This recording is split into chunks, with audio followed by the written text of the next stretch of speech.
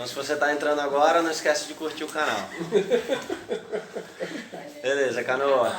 É o seguinte. Voltando a essa tendência, né, de por que não se alimentar, de por que fazer jejum, que é o segundo ponto aí, talvez o mais importante de todos da conversa de hoje. Continuando respeitando a lei do mínimo, como a gente, é o primeiro mecanismo mais fácil de todos, é a glicose, hoje a gente tem uma tendência mundial, uma modificação na nossa forma de viver que consome muita glicose. A gente não tinha essa tendência que a gente tem hoje, a gente não comia essa quantidade de pão, de carboidrato. Tudo que a gente come hoje veio a partir desse último século. 100 anos para cá, depois da Segunda Guerra Mundial, a gente teve um boom de alimentação. Isso é tão recente, a gente passou milhões de anos fazendo de um jeito e de 100 anos para cá a gente passou a fazer de outro jeito. Nosso corpo se adapta um pouco a isso? Se adapta. Mas naturalmente, se você olhar o mundo não está saudável. O mundo tem câncer, Alzheimer, Parkinson, todo mundo tem algum problema, todo mundo tem obesidade. O mundo não está saudável. Então se perguntar assim, o corpo se adapta, será que não se adapta? Obviamente não, ele não está aguentando isso, a forma como a gente vive hoje. Além da abundância alimentar que a gente tem, que o nosso corpo não está adaptado, isso já tem estudo genético, ativação e desativação de gene, para tentar entender se o corpo responde bem ou não, todos os alimentos são altamente alterados. Então se hoje a gente, nunca na natureza, você chegava num lugar, tinha uma banana, uma mamão, um melão, você fazia uma salada de fruta, botava um suco de laranja que não tem a fibra, espreme a laranja, de 6 laranjas juntos e come aquele monte de fruta. Além de fazer essa mistureba toda, que a maioria é em torno de glicose, de carboidrato, você ainda tem essas frutas altamente alteradas. Então a banana não tinha essa taxa de glicose, o mamão também não, e todas as outras frutas também não. O pão chega a ter 400% a mais de glúten do que ele tinha 100 anos atrás.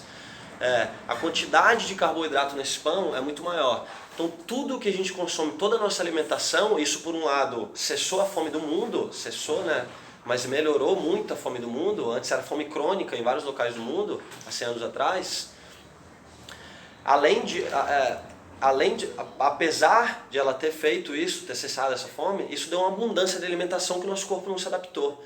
Então naturalmente a gente começa a desenvolver um monte de doença. A doença, ela não é isolada, ela nunca pode ser isolada. Todas as doenças, todas, Parkinson, câncer e obesidade e resistência insulínica, vem tudo num princípio só, que é você perder saúde. Então se através dos processos horméticos, que é jejum, meditação, alimentação, falta de alimentação, exercício físico, você melhora a sua saúde, através desse tipo de alimentação, você perde saúde, você desenvolve a doença. A doença é a perda de saúde, né? Tem gente que vai manifestar o câncer, tem gente que vai manifestar o Parkinson, tem gente que vai ficar obeso. Então, se a gente parar de pensar em doenças e perder saúde, o que você tem que fazer? Você tem que ganhar saúde para acabar com todas as doenças. É simples assim. A gente pode ser os seres humanos que não tem doença. A gente é feito para isso. E a gente se acostumou e acha que é normal ser um pouquinho gordo, poder um pouquinho de tudo e assim vai. Só que esse um pouquinho de tudo que a gente se convence de que pode, tem 400% a mais de glúten, tem não sei quanto mais de glicose. Então tudo que a gente se alimenta várias vezes por dia, o tipo de alimento modifica bastante o que a gente está falando. Então como a gente tem esse excesso de alimento, voltando ao que a gente estava falando antes, o corpo ele respeita a lei do mínimo, certo? Então se você ingere um monte de glicose, o corpo fala assim, enchi de energia, o que ele vai fazer com o resto daquela gordura que entrou, da proteína que entrou? Ele vai atrofiar. Porque se primeiro eu metabolizo o carboidrato já na língua e só depois a gordura, se eu atendi minha demanda energética com aquela glicose, depois eu vou atrofiar o metabolismo lipídico. Então até quem é magrinho tem uma pochetinha, porque você não sabe utilizar a gordura como fonte de energia, que seria a principal gordura. A principal fonte de energia. A gente viveu durante milhões de anos, caçava ou se alimentava de carboidrato, transformava isso em gordura, e depois ficava um período sem comer, seja um dia, seja 2, 3 dias para achar uma próxima caça, vivendo daquela gordura que você armazenou ou que você ingeriu. E aí, como a gente atrofia esse metabolismo das gorduras, porque você está sempre utilizando só o do carboidrato, você não usa, o corpo respeita a lei do mínimo e fala, não está usando isso, atrofia.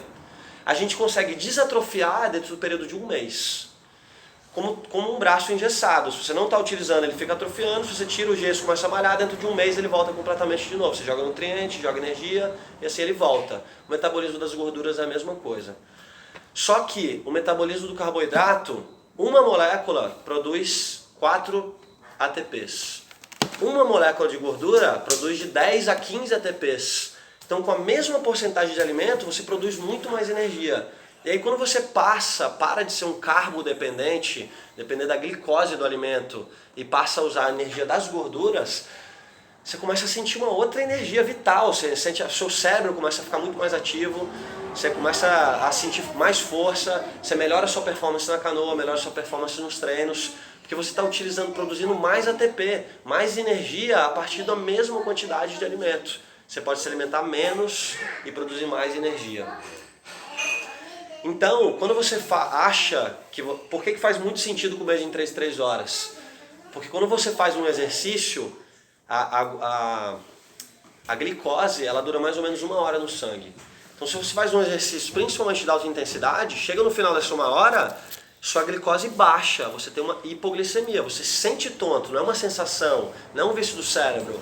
Você baixou sua energia, você começa a ficar tonto, fraco, porque você tem gordura no corpo sobrando, até quem é magrinho tem, mas você não consegue utilizar essa gordura, porque o seu metabolismo daquilo ali está atrofiado, você não utiliza durante 30 anos, 20 anos. Então você se sente fraco, é natural você falar, eu não consigo ficar num treino sem comer. E você não pode, porque você vai baixar a glicemia, vai ficar tonto, pode cair e bater a cabeça. Então, seu treino vai parar de render, porque seu corpo não sabe utilizar uma energia que está ali. E aí existe um protocolo, e o jejum faz parte dele, para você conseguir desatrofiar. Se vocês quiserem dar uma chance de 1 mês, eu tenho certeza absoluta que vocês nunca mais na vida vão querer voltar a ser um carbo dependente. A sentir que quando você passa 1 hora, você precisa se alimentar de novo. Porque você pode passar dias, fazer jejum de dias, 21 dias sem comer. Eu provavelmente, magro do jeito que está, com uma porcentagem baixa de gordura, 21 dias já fica bem complicado. Eu vou começar a sentir fome, literalmente. Mas faz 2 anos que eu não sinto fome. A fome, o brrr na barriga e a hipoglicemia baixa é um mecanismo, é um alerta de baixa energia. Então, como nós somos carbo-dependentes, a maioria das pessoas é carbo-dependente, depende da glicose especificamente, tem o metabolismo da gordura atrofiado, quando bate 1 hora, mais ou menos, ou 2, 3 horas no máximo, seu corpo baixa e fala assim, ó, perigo, estamos baixo de energia, você precisa se alimentar, você sente brum na barriga, sente uma hipoglicemia, você sente vontade de se alimentar de novo. Esse mecanismo é do metabolismo do carboidrato. Se eu tenho uma fonte energética que fica durando dias de queima de gordura, como que meu corpo vai sentir fome? Como que ele vai sentir um alerta, ó, tem baixa energia, se ele continua tendo energia o tempo todo? Então eu posso passar 1, 2, 3 dias sem me alimentar e eu não vou sentir um brum na barriga mais. Porque meu corpo não utiliza do carboidrato mais, ele utiliza só da gordura. Que ele é feito para fazer isso, para passar vários dias. Então você tem a sensação de não sentir mais fome, eu posso fazer um treino o dia inteiro, passar dias. Quando eu fiquei doente, eu entrei no período de jejum na sexta-feira, no domingo eu fui me alimentar de novo. Eu não senti fome em nenhum momento, eu não senti hipoglicemia, eu não senti fraqueza. Mesmo tendendo a ficar doente, meu corpo está sempre numa alta energia. E pelo contrário, como eu não estou me alimentando, que é produzir insulina e ficar, agora é hora de prostração, poupar para digerir isso, meu cérebro começa a acelerar cada vez mais, ficar mais esperto, mais ligeiro, a adrenalina começa a subir. Em 24 horas de jejum, é provado, principalmente nos homens, que a testosterona aumenta 300%. O GH, que é o hormônio de crescimento muscular e de reparação celular, aumenta até 1000%, às vezes mais que isso. Porque você está num período não de digestão, mas sim de produção de energia, de manter alerta, de precisar fugir ou caçar, ou achar o alimento. Você não está prostrado digerindo, você está ativo, querendo fazer exercício, querendo se movimentar. Então, existe um protocolo. No começo, quando eu comecei a pensar em jejum, eu achava assim, ó, se você agredir demais o seu corpo, eu me alimento de 3 em 3 horas, eu vou passar a me alimentar só meio-dia agora. Isso já tem mapeado, você gera uma alta acidose no seu sangue, dá dor de cabeça, você fica mal, porque seu corpo estava adaptado a comer. Eu achava que isso era ruim, você tem que ir se adaptando, Hoje você come às 8 da manhã todo dia, amanhã você vai comer às 9, semana que vem você vai comer às 9h30, vai prolongando, seu corpo vai ativando o metabolismo de gordura de novo e você vai ativando isso novamente. Existem alas de hospitais na Europa, Alemanha, Rússia, que você consegue, o povo come McDonald's, come trash food, e aí ela vai para o hospital uma vez por ano, passar 21 dias de jejum. E aí o pessoal tem tudo mapeado, como funciona o cérebro, como funciona o metabolismo, como altera o ciclo circadiano dessas pessoas. E já vê, durante 3 dias a pessoa sofre de verdade, gera acidose no sangue, dor de cabeça, fica mal. No 4º dia ele ativa o metabolismo lipídico de forma forçada, porque não tem ponto de correr, e a pessoa fica 21 dias sem nem sentir fome mais. Então ou você faz algo forçado, que em 4 dias você consegue ativar tudo de novo e viver uma outra forma de se viver, ou você faz um processo mais lento, sem sofrer menos, que talvez seja até melhor para a mente, para você não tomar um susto e não conseguir fazer isso a longo prazo. Quando você está se alimentando, quando você não tem esse mecanismo, as pessoas curam câncer hoje em dia, as pessoas curam alergias, curam Parkinson, curam autismo, que a gente achava que era algo genético, com jejum. Você entra num período de reparação celular que se chama autofagia.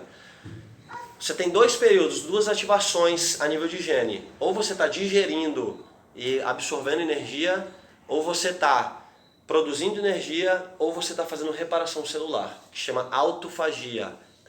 Comer a si só, comer células cancerígenas, comer radicais livres, comer proteínas mal formadas.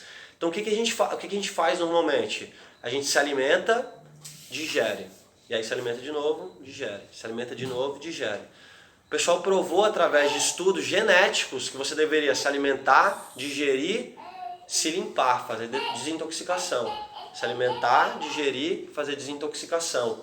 E esse período de autofagia, que é o período de desintoxicação, só se inicia a partir de um período de 16 horas. A gente nunca fica sem comer. Você se alimenta mais ou menos, sei lá, você dorme 8 horas, já acorda comendo, ou no mais você fica mais umas 2 horinhas, fica 10 horas sem comer.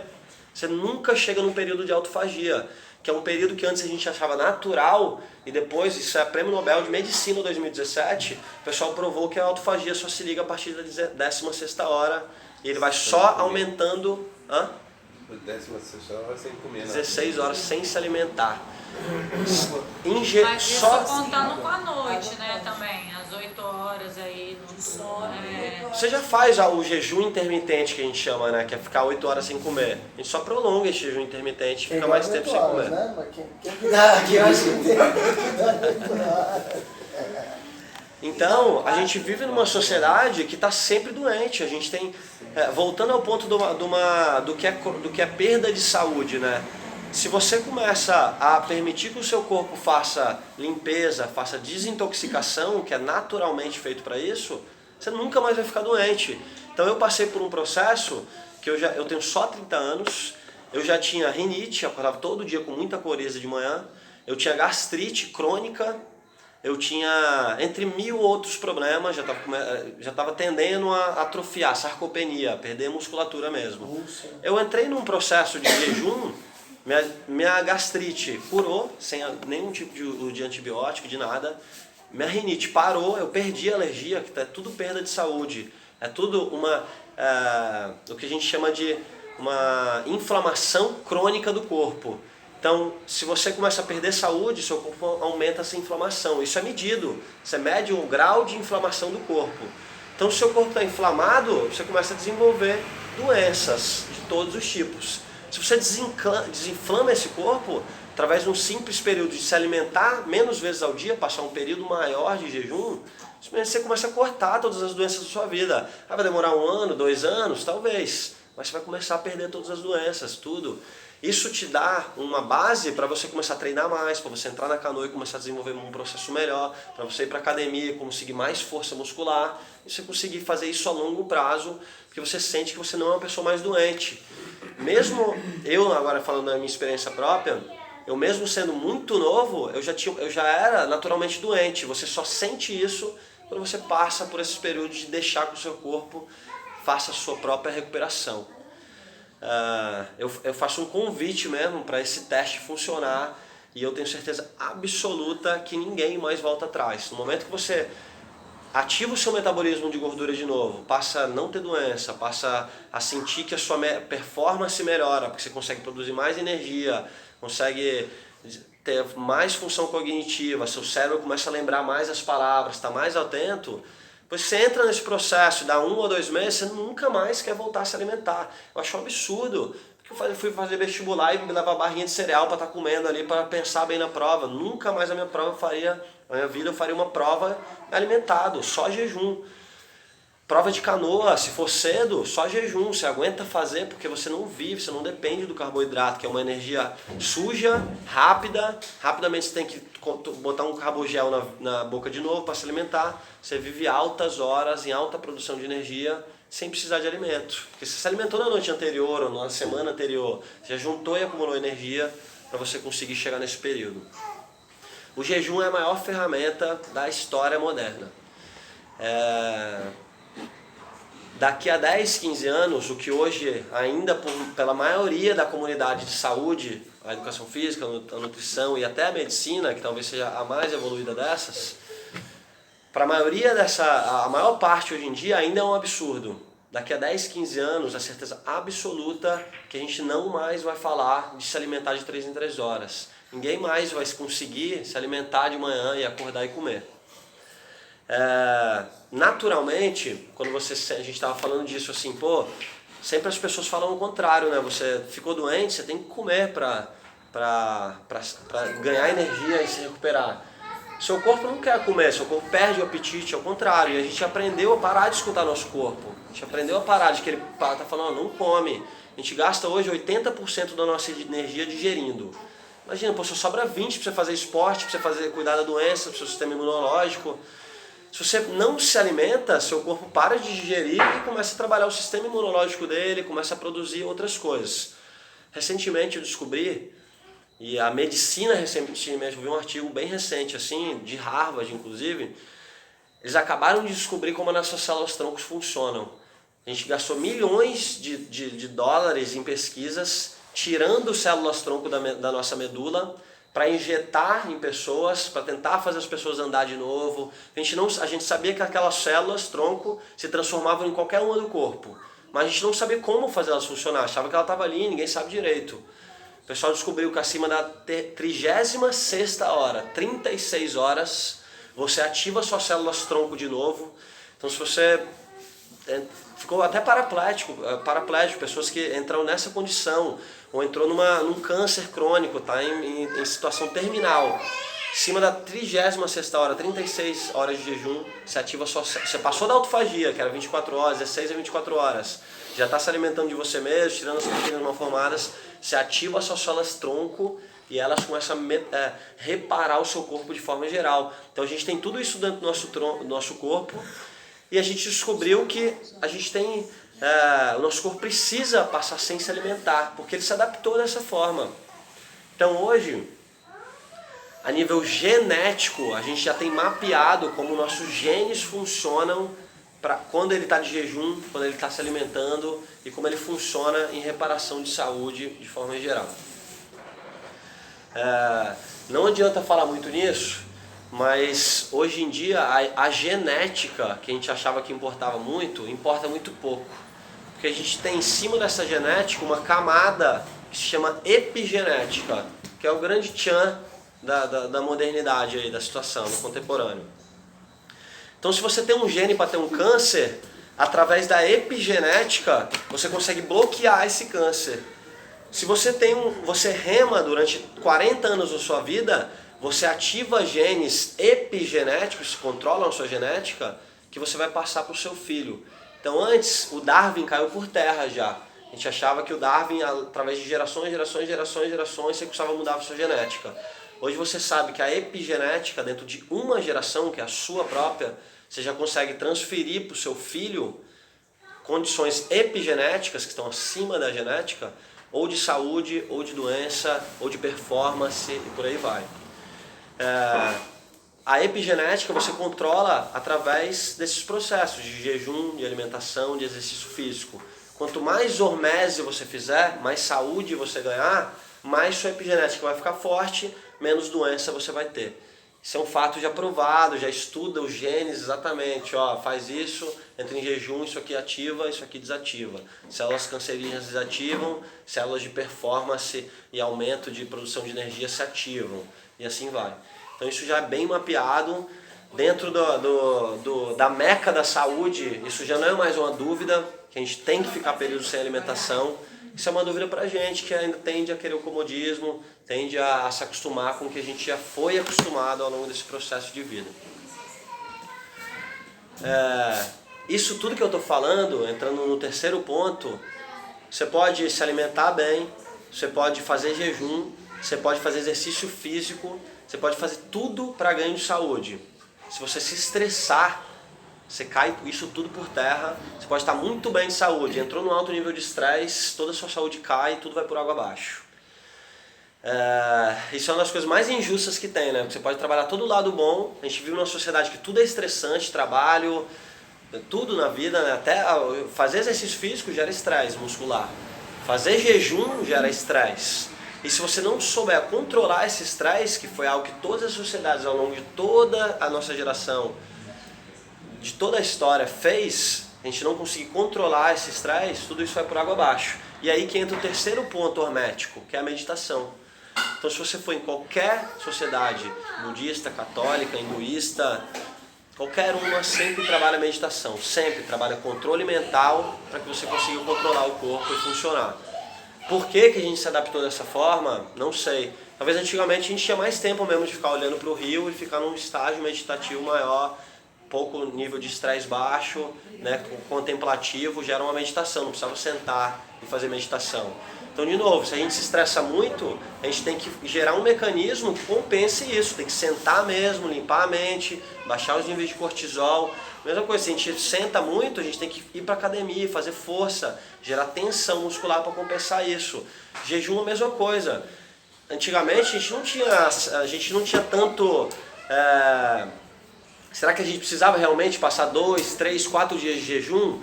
Mas hoje em dia a gente tem um estresse tão grande em relação à toxina, agrotóxico, alto nível de glúten, alto nível de carboidrato, que ao contrário, você precisa compensar isso fazendo longos períodos de jejum, você precisa desintoxicar mais do que seria natural. Então, seja meditando, seja fazendo exercício físico, seja jejuando, a gente tem que compensar o que a gente descompensa no que é rotina pra gente hoje em dia. Então por isso é tão importante focar nesses pontos. Não adianta querer remar e aí você fazer uma prova de 1 hora e pô, chega no final 50 minutos, seu rendimento já é muito baixo. Por que não ficar 2, 3 horas remando num alto nível de performance? E aí, então acho que isso faz muita diferença, resumindo. Alguém quer comentar alguma coisa em relação a isso? Esses pontos, algum ponto em relação a isso? Eu vou dar um protocolo rápido aqui para que vocês entendam como funcionar. Acho interessante, porque normalmente assim, vejo que a sociedade no geral é como que trabalha sempre com tanque cheio, vamos dizer, né? Você está continuamente gerando uma atividade interna e o que eu venho estudando bastante é a questão da acidez ou alcalinidade do sangue. E justamente isso vai muito em função de quê? De quanto você deixa o organismo parar de gerar esse consumo contínuo de digestão, para dizer, e quanto não. Então faz muito sentido o que tu está dizendo dessa questão do jejum, né? Eu tive um exemplo agora físico dias atrás, até te comentei. Um dia tive que parar, desarranjo o estômago, comi uma coisa que não era para comer, enfim. Cara, final do dia tinha uma dor de cabeça, e é engraçado o que tu acabou de dizer, quanto o corpo já está adaptado a isso, então por algum lado detona, né? Então acho super interessante, acho super coerente o que tu diz, e é para se aprofundar bem nisso, né? Certamente, porque faz uma diferença, ou tu deixa o organismo trabalhar e descansar realmente, por isso dormir o descanso, é o que tu diz, é parar de estar nessa digestão contínua, porque é uma adicção que a gente tem. Com certeza. E eu acho que assim, tudo é uma adaptação. Então quando eu comecei o processo de jejum, eu achava que sempre, né, a gente tende a... Existem rótulos, né? Então, low carb, ou então dieta cetogênica. Pô, vamos esquecer um pouco isso e trabalhar naturalmente, diminuir um pouco o carboidrato. Você precisa chegar a zero, precisa entrar em cetose. que é um processo de produzir corpos cetônicos, ficar só a gordura. Depois eu aprendi que, pô, eu preciso chegar num ponto de gasto energético, come carboidrato, reabastece. Ou então pode comer muito carboidrato, você vai gerar um pico de insulina, vai ter que se prostrar, mas depois você vai armazenar esse carboidrato e vai passar um período maior de jejum para compensar aquele período de intoxicação, de certa forma, que você fez. Achava que é tudo um processo, né? Então você tinha que se alimentar, tinha que acordar, ficar até meio-dia sem comer, e aí você tinha 8 horas para se alimentar o máximo possível para compensar. Às vezes eu faço ao contrário, ou eu como 3 vezes por dia, eu tomo café, almoço e janto, no outro dia eu passo um dia inteiro sem comer, no outro dia eu só tomo café da manhã, almoço e não janto. Então eu faço o contrário, em vez de fazer o jejum de manhã, faço o jejum de noite até o período de manhã. Cada um vai se adaptar um pouquinho melhor. Fiz um exercício muito intenso, vou comer um pouquinho mais para compensar isso. Aí fiquei um período sem comer, porque eu não preciso comer tanto, né? Um período sem exercício, por exemplo. Eu estou gastando tanta energia, vou comer menos essa semana. Você vai sempre se adaptando. Existe um mecanismo muito simples para você reativar o seu metabolismo lipídico e conseguir viver em cima disso. Secar, literalmente, voltar ao peso que você tem, mesmo para quem é magro, para quem tem um perfil ectomorfo, como eu sou, longínquo e magro. Quando eu comecei a fazer jejum, ativei o meu metabolismo de gordura, eu comecei a perder todas as minhas bermudas. Eu já era magro, achava que eu era muito magro, eu comecei a perder cintura, eu comecei a perder uma pochetinha que segurava que eu não sabia que eu tinha. Que você começa a acumular. Eu cheguei nos 30, com certeza, se eu continuasse daquela forma, eu ia começar a engordar um pouquinho. Mesmo que eu mantive meu metabolismo muito alto até então, uma hora você começa a cair. Então existe um processo muito simples. Um deles envolve você começar a prolongar esse processo de jejum na parte da manhã. Então se você come todo dia às 6 da manhã, você vai fazer às 6h30 a sua alimentação, uma semana. No outro você vai fazer às 7h30, na próxima semana você vai fazer às 8h30. Isso vai forçando o seu corpo então, a readaptar, ativar de novo esse metabolismo das gorduras que está atrofiado. Então, se você estava acostumado a comer, você come um pouquinho mais tarde, seu corpo vai começando a capengar no início e ele vai começando a prolongar e conseguir cada vez mais tempo. Outro detalhe é conseguir fazer exercício nesse período de jejum, que vai forçar ainda mais a você ativar esse metabolismo lipídico de gorduras. Então, se você for para academia ou fazer um exercício, a canoa nunca é indicado sair de período de jejum, a não ser que você realmente consiga fazer isso. Ou vai ao C1 para aguentar o seu ritmo. Porque como você é carbo-dependente, você vai um dia de jejum, vai chegar no meio do treino, você vai começar a baixar a sua glicemia, você vai se sentir mal e você vai atrapalhar todo mundo da canoa. O ideal é que você consiga fazer flexão em casa, para um dia que você não for remar, faz movimentos, ou vai para academia fazer exercício. Vai chegar 5 minutos, vai estar em hipoglicemia, seu treino acabou naquele dia. Você não precisa ficar forçando mais. No outro dia, você vai ver que você vai aguentar 10 minutos. No outro dia, você vai ver que você vai aguentar 15 minutos. E assim vai. Você vai capengando, mas seu metabolismo vai voltando, assim como um braço que está magro, vai aumentando, aumentando, você vai aguentando cada vez mais peso e ele vai se reativando. O terceiro, e talvez um dos mais importantes do metabolismo, é você modificar a sua alimentação. Durante um mês você consegue reativar isso, se você fizer ir prolongando o seu período sem se alimentar, se você fizer exercício durante esse período sem se alimentar, e se você modificar a sua alimentação, não dando glicose para ele, não dando o primeiro ponto de energia, forçando ele a comer gorduras e proteínas o tempo todo, de forma que ele se force ainda mais. Não tem carboidrato, então tem que puxar essa gordura, tem que aprender a utilizar essa gordura. Então você faz uma dieta quase zero carbo, quase zero carboidrato e alta gordura e proteína, para que seu corpo ainda mais se instigue a voltar àquele metabolismo. É garantido. Tem pessoas que são 15 dias, tem pessoas que dentro de um mês. Prolongar o período, fazer exercício nesse jejum e se alimentar sem carboidrato, você reativa completamente. Depois de um mês, você sente que tudo está voltando, tudo é mais claro, tudo, quando você come, você sente, nossa, fico prostrado, dá vontade de dormir depois do almoço, todo mundo sente isso. Depois que você reativa o metabolismo da gordura, você pode se alimentar, você não sente sono depois, porque sua gordura continua queimando, você está se alimentando de gorduras e proteínas, só que você não deu um pico de insulina, que é só para quebrar o carboidrato.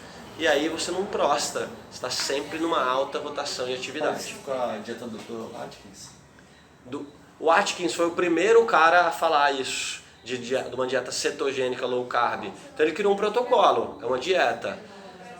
Eu não gosto muito de falar de protocolos, cara. Eu acho que é isso, é baixar carboidrato. Quanto dá pra você baixar disso? Pô, a gente já come muito, se baixar um pouquinho já é melhor. Se baixar mais ainda é melhor ainda, se baixar mais é melhor ainda, e assim vai. O Atkins foi o primeiro cara que criou um protocolo em relação a isso, existem milhares em cima disso. Mas simplesmente não comer carboidratos já faz muita diferença. Durante um mês, depois que você ativou, então por que a gente não perde peso, cara? Eu tô falando de obesidade agora, ou de qualquer pochetinha, de qualquer coisa que a gente tem. A obesidade é doença, não é normal. A gente ainda tem uma tendência a achar que é fartura, a gente acha bonito quem é mais cheinho, não gordo, obeso, mas quem é mais cheinho, que tem mais volume, a gente acha estranho algum magro demais. Porque a gente tende a associar outros mecanismos cerebrais de fartura, de outras coisas que estão relacionados com outros pontos. Nosso cérebro é sempre bem conflituoso em relação a várias coisas. Mas a obesidade é uma doença, é uma inflamação crônica generalizada do corpo. Significa que você tem uma alta inflamação, uma alta dose de insulina, você tem uma resistência insulínica, suas células já não aguentam mais glicose e aí ela começa, não quero mais glicose, produz mais insulina, aí produz mais ainda, você vai gerando uma resistência a essa insulina, aí você começa a acumular gordura, porque essa insulina não funciona mais. E aí você começa a não conseguir transportar mais. Pode fazer exercício à vontade, você vai baixar seu nível de glicose, mas você não vai utilizar tecido adiposo. Só insulina não funciona, você desenvolveu uma resistência insulínica, isso é uma doença. O próximo ponto da resistência insulínica, o próximo passo é a diabetes. Então, as coisas mais comuns hoje no mundo. Ou todo mundo é pré-diabético,